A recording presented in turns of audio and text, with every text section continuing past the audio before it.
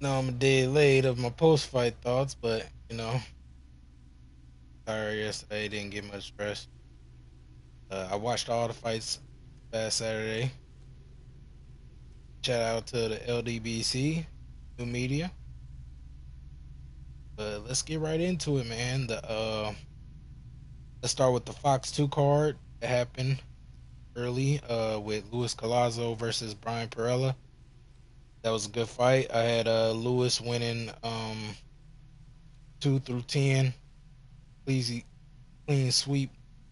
Brian Perella was he started off in the first round. They had a good exchange with each other in the first round, but after that, second round, Luis Carrazzo came with just relentless pressure, and his pressure literally bust Brian's pipes. Like Brian couldn't do nothing. Perella just he was trying his best, but there was even times I think what was it in the fifth or sixth round, like Lazo had hurt him. He was landing real good, straight left hands, right hooks. He was digging to the body, and he was just literally putting it on Perella. I mean, I think what Luis Colazo's last fight was Sammy Vasquez, and that was like over a year ago, almost like 18 months or something like that. Yeah, Luis Colazo got the W. I had him winning. Rounds 2 through 10. I gave Perella the first round, but about it. So congratulations to Luis Colazo on his shutout that he pitched against Brian Perella. The second fight on there was the main event. Marcus Brown versus Lenin Castillo. I had Marcus winning round through four, round six, and I gave in 6 through 10 I gave Castillo round five because of the knockdown. But as far as that, I mean, and this wasn't Marcus's best performance. I don't. I'm still. I like Marcus. I see he's got a lot of potential, but I don't know, man. This performance didn't do it for me. As he making his ranks, he's number two in the light heavyweight division, but I mean, I still think he needs another tough fight with somebody to really make sure he's truly ready for like the likes of a later Alvarez or Anthony Yard. But congratulations to him. I mean, he still fought a good fight. I mean, it wasn't that entertaining though. He didn't really get off like he normally would. But I mean, I mean, just get your victory, move on, go to the drawing board, and do better in your next performance. Congratulations to you. Now to the PBC on Fox. Lipinets versus Bonnier. Now, this Lipinets first fight at welterweight. I'm not impressed. I'm just gonna be honest with you. I don't think he'll be able to handle any of the top welterweights in that division. I mean, he's got a good name, so I mean, any of them decide to get in the ring with him, that's cool. But I didn't really feel that Lipinets won that fight because it could have really been a draw. To be honest with you, because Lipinets really didn't land that many punches, and Eric Bonet was outlanding him a lot. It was weird, and even listening to the telecast, you could just clearly see they was leaning for Lipinets. But it is what it is. They gave him the victory. I had Bonnier 1 through 4. Round five could have been either man. Round six I gave to Lipinets. Round seven I gave to Lipinets. Round eight I gave to Bonnier. Round 9 and 10 I gave to Lipinets.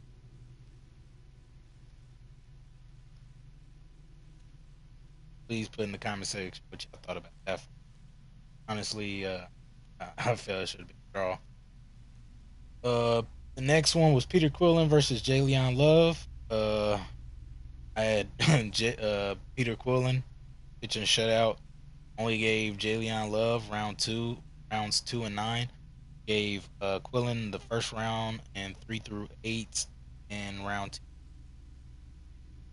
I felt Quillen was the stronger puncher in there. He was landing real good shots on Jalen. Jalen couldn't really get his jab off or even get any of his combinations off until like the ninth round. He really had his best round. And Jalen, that was your chance. But I mean, just go back to the drawing board and you'll be back, bro. But shout out to Peter Quillen for his victory. Would like to see where he goes from here. Hopefully, get a big fight. I believe this was his first fight at 168. Sure, looking pretty good. The next fight was Joey Spencer versus Lucha Miguel. I'm not really saying, but that ended early. Second round TKO. Spencer was just too much for him. Spencer was digging to the body and hitting him with vicious combinations. But I like the way Spencer showed body attack. He was really putting it on. And Joey Spencer got a good future at 140. I think he's going to be a problem for a lot of guys at 140.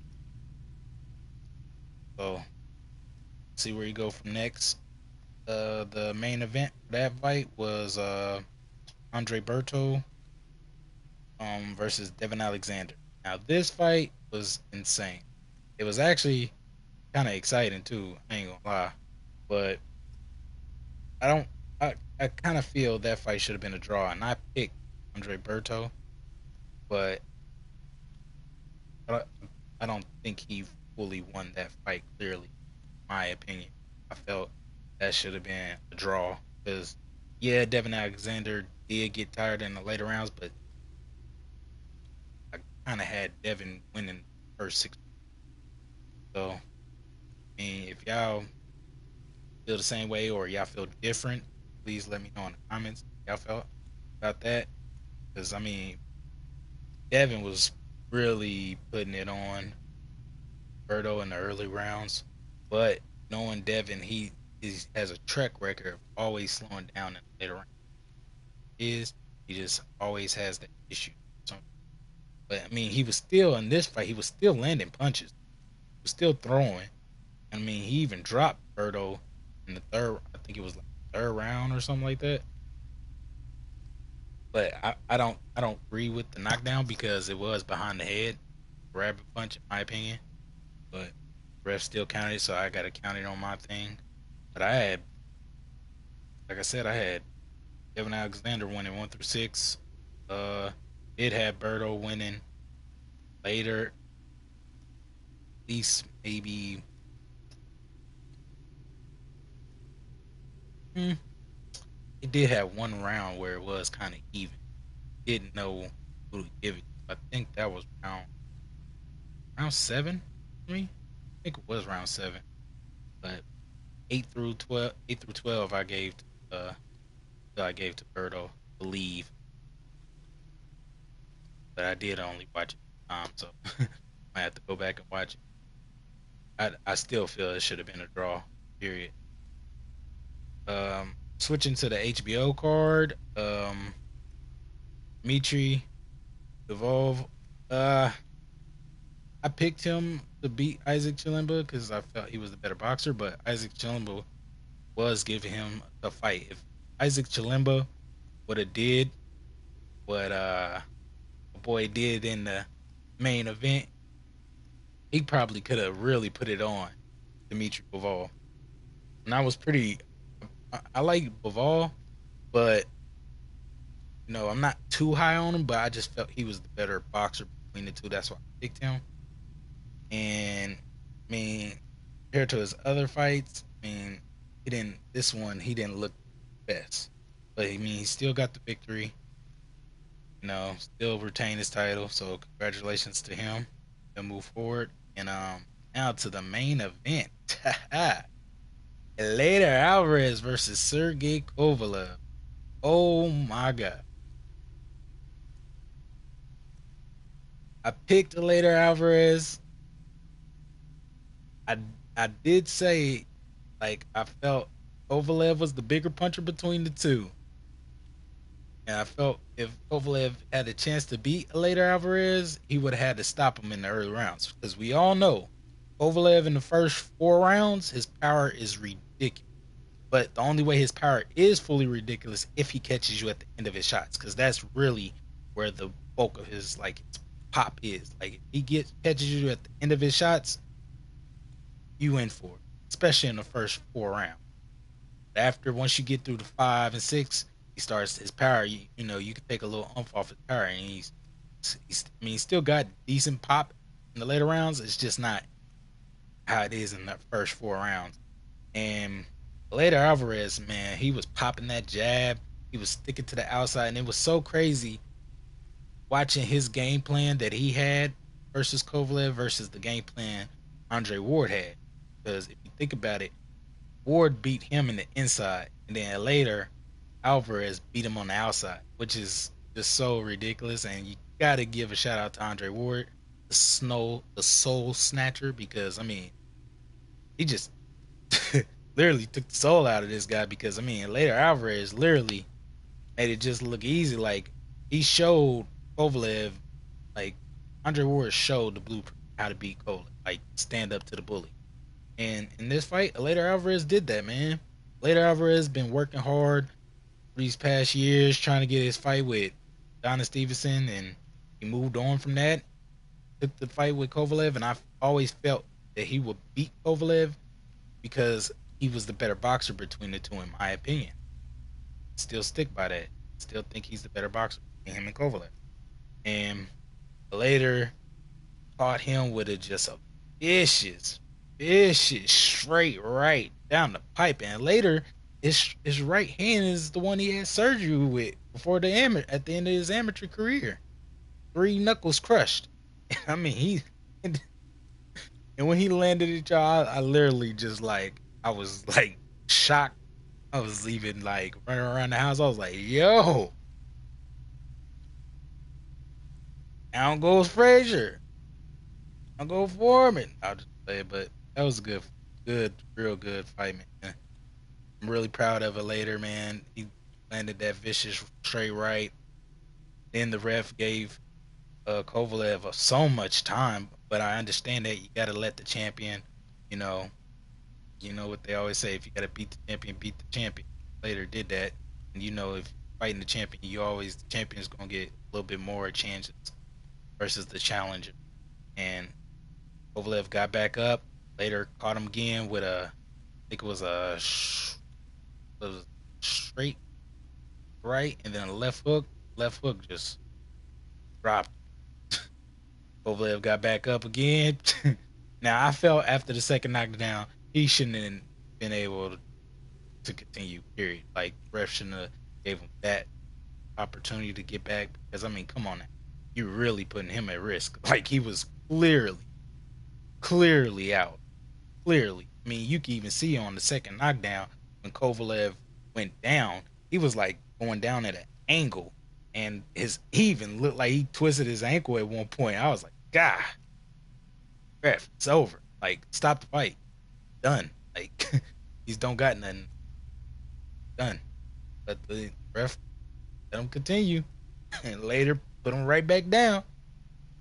I was really proud of him, man. That was really good to see that later finally got his just due. Know, now there's only good things coming from here. But I'm pretty sure that HBO wants to probably maybe try to give Kovalev a chance. I can probably see them trying to get Kovalev a rematch with later Alvarez, because you know the whole telecast of that fight, which I feel HBO needs to get rid of Jim Lampley and Harold Letterman. Come on, come on, come on. I can't keep taking this anymore. It's hard for me to even watch HBO commentary. Sometimes I have to watch sometimes I have to watch their fights like with the volume down, because it's just I can't deal with all the bias. I just can't. But later threw a big monkey wrench in their little plans, because you can clearly see that the HBO agenda from the telecast was definitely talking about Bivol, Dmitry Bivol, and Sergey Kovalev, which later blew that surprise up. So hopefully that be the next fight for him, or he'll probably get a voluntary defense, but probably HBO will probably try to make a rematch. Who knows? We'll see in the what goes on in the next couple of months with that situation. But I would like to see a later Alvarez fight Dmitry Bivol or Dmitry Bivol. I don't know. I have to check the rankings and see, but I would really love to see later Alvarez fight Anthony Yarde, or even get his chance to fight Adonis Stevenson. Because come on, Stevenson, you fought Badu Jack, moved up first time to 175, fought a draw with him, but you're not fighting uh Kovalev's. But I do know the situation with that. Kovalev kind of Kathy Duvin didn't really want honesty because I still think Adonis would have slept Kovalev even worse than what later Alvarez did. But I would like to see later get that fight with Adonis Stevenson. If not, Dimitri Bivol, or you know, if HBO tries to make him take the rematch with Kovalev, I mean, wouldn't be upset about it because I still think a later Alvarez will beat Kovalev again. So, but I really would like to see a later Alvarez fight Anthony Yarde. That's my boy. That division, Anthony Yarde is, or even I keep forgetting about Arthur Betterbeef. That would be a real good fight. Oh yeah, that'd be a real good fight. Later Alvarez versus. Hmm. Y'all let me know in the comment section what y'all think about that. Like, who would y'all like to see later Alvarez fight in the 175 division? That's my quick post fight thoughts on the fights over the weekend, man. Hope all y'all had a blessed weekend. I did watch 78. I did watch Black Fight Fan, Blue Blood, Box Ego, Barbershop Conversations, um, Dante's Box Nation, even the Box Boys. Shout out to all y'all guys, all your channels, man. Uh, please support the LDBC. Go to www.ldbc.com. Uh, Make sure you go check out the Smoke City Mod podcast on YouTube. That's also the LDBC's podcast where they come together, talk boxing, support that. I need to. I'll put the links in the description if I can. And